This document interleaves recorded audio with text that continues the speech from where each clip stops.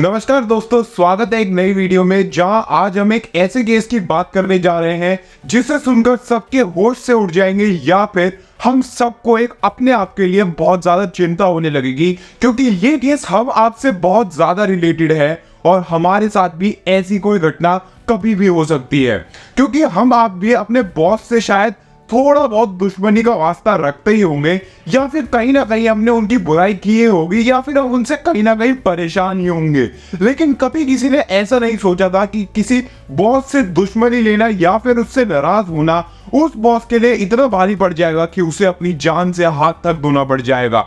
और ऐसा ही कुछ हुआ बेंगलोर में, जहां एक कंपनी के एमडी और सीईओ को जान से मार तक दिया और उसका कारण एक सरफिरा नौकर बना, जिसकी वजह से आज बेंगलुरु पुलिस बहुत ही ज्यादा सदमे में है। और वहां पर क्या क्या आगे होने वाला है और कैसे इस क्राइम को कानूनी तौर पर सॉल्व किया जाएगा, आज हम इस केस के बारे में पढ़ेंगे। और कैसे एक सरफिरे आदमी को फॉरेन मूवी से प्रेरित होकर, जिसका कि नाम जोकर था, वहां से कुछ ऐसा सीखने को मिला जिससे उसने अपने ही एमडी और सीईओ की हत्या तक कर दी। तो आइए इस केस को शुरू करते हैं और बढ़ते हैं कैसे इस केस में लगेंगे कानूनी दस्तावेज और लीगल फैक्ट्स, और करते हुए संविधान को प्रणाम।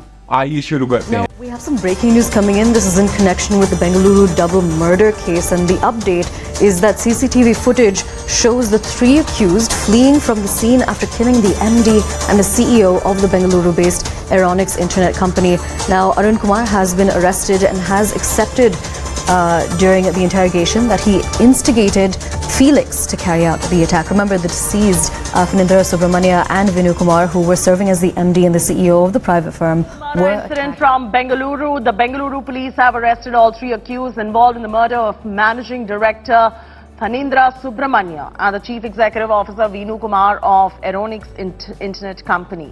They have been identified as Shabarish, also known as. दरअसल दोस्तों, ये बॉस और एम्प्लॉय की लड़ाई कोई नई लड़ाई नहीं है, लेकिन ये कोई साधारण लड़ाई भी नहीं है, क्योंकि इसमें एक सन की जोकर की लड़ाई है, जो कि अपने काम से इतना ज्यादा प्यार करता था और अपनी कंपनी के लिए इतना ज्यादा विश्वासु था, जिसके लिए उसने राइवल कंपनी के एक एमडी और सीईओ की हत्या कर दी। दरअसल दोस्तों, ये मामला तब शुरू हुआ जब एक कंपनी में फेलिक्स नाम का आदमी, जिसका कि असल नाम शबरीश है, वो अपने कुछ दोस्तों के साथ काम किया करता था, जिसमें वेणु कुमार और सुब्रमण्यम भी काम किया करते थे। कुछ समय बाद इस टेक कंपनी को छोड़कर और वहां से इस्तीफा देकर सुब्रमण्यम और वेणु कुमार ने अपनी खुद की एक नई कंपनी बनाई, जिसका नाम था एक्रोन लिमिटेड। और इसी की वजह से वहां के जो नए क्लाइंट्स और कस्टमर बनते जा रहे थे, वो पुरानी कंपनी को छोड़कर सुब्रमण्यम और वेणु कुमार के पास आ रहे थे, क्योंकि शायद उनकी कंपनी अब उन्हें अच्छी सर्विसेज दे रही थी। इसी बात से परेशान होकर और उस नई कंपनी के एमडी और सीईओ से नाराज होकर वो तीनों आपस में कुछ प्लानिंग करते हैं, जिसके तहत वो उन्हें जान से मार देने तक की भी प्लानिंग कर लेते हैं, और साथ ही कुछ ऐसा तय कर लेते हैं जिसका परिणाम उनके लिए बहुत ही बुरा हो सकता था। लेकिन फिर भी उन्होंने ये नहीं सोचा कि शायद वो एमडी और सीईओ को उनकी कुर्सी से हटाने के बजाय शायद उन्हें मौत से ही उतार देंगे और उन्हें अपनी जीवन से ही हाथ धोना पड़ जाएगा।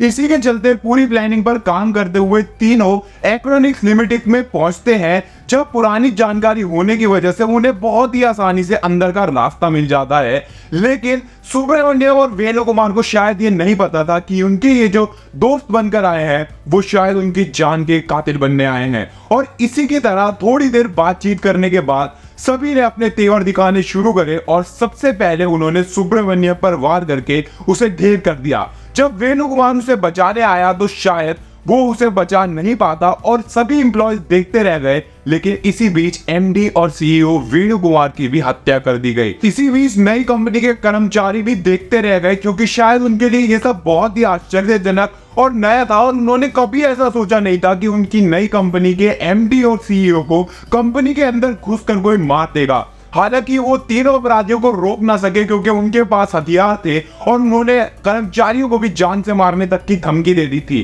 खैर, वो तीनों वहां से भाग निकले और वो देश छोड़कर भागने की फिराक में भी थे। लेकिन इससे पहले जब पुलिस के पास खबर पहुंची तो उन्होंने तीनों अपराधियों को पकड़ने की प्लानिंग कर ली थी, और उसी के तहत उन्होंने तीनों अपराधियों को, किसी को एयरपोर्ट से, किसी को बस स्टैंड से पकड़ लिया और जब उनसे पूछताछ की तो उन्होंने पूरा मामला पुलिस के आगे बता दिया।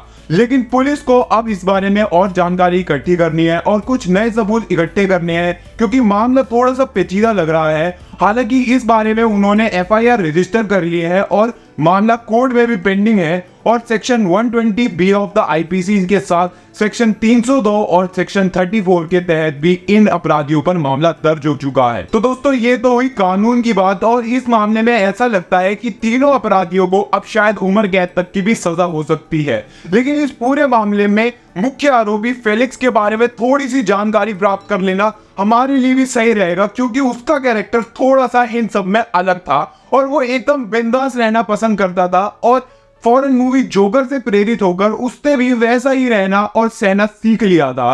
और सोशल मीडिया पर हमें इसका उदाहरण देखने को मिलता है, क्योंकि अक्सर ही वो ऐसे पोस्ट किया करता था जैसे कि वो खुद ही जोकर से इंस्पिरेशन लेके पैदा हुआ हो, और इसी तरीके से वो ऐसे काम करता था जिसमें कि वो दुनिया से अलग चलता रहे। और सोशल मीडिया पर खुद को रैपर और सिंगर और आर्टिस्ट बताने वाला ये आदमी शायद कभी किसी आदमी का कत्ल कर सकता है, ऐसा किसी ने नहीं सोचा होगा।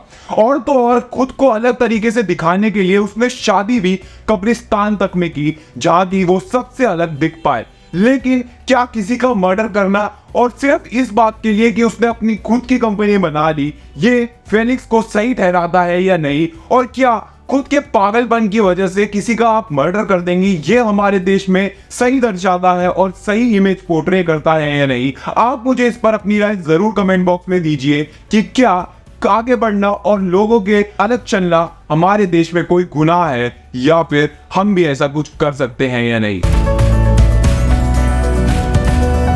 तो दोस्तों अंत में पूरे मामले की तफ्तीश करने के बाद और अपनी लीगल सोच की राय लगाने के बाद बाल की खाल तो यही निकल के आती है कि नौकर हो या मालिक, सबको है आगे बढ़ने का अधिकार।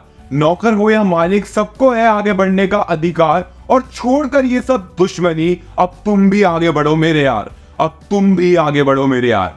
धन्यवाद दोस्तों पूरी वीडियो में मेरे साथ बने रहने के लिए। मैं आपसे मिलूंगा अगली वीडियो में एक लीगल सलाम के साथ। तब तक आप अपने आसपास कानून का पालन करते रहें और लीगल सोच को सब्सक्राइब कर लें। जय हिंद, जय भारत।